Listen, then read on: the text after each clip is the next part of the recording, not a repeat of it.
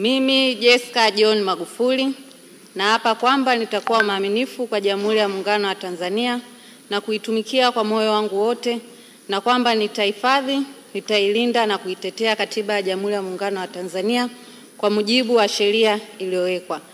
Mwenyezi Mungu nisaidie.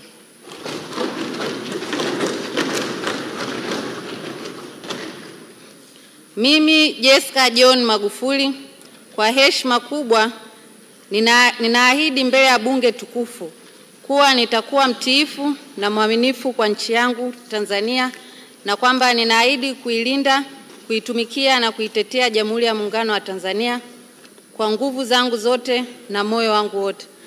Mwenyezi Mungu nisaidie. Mheshimiwa Jessica Yusa Mbogo.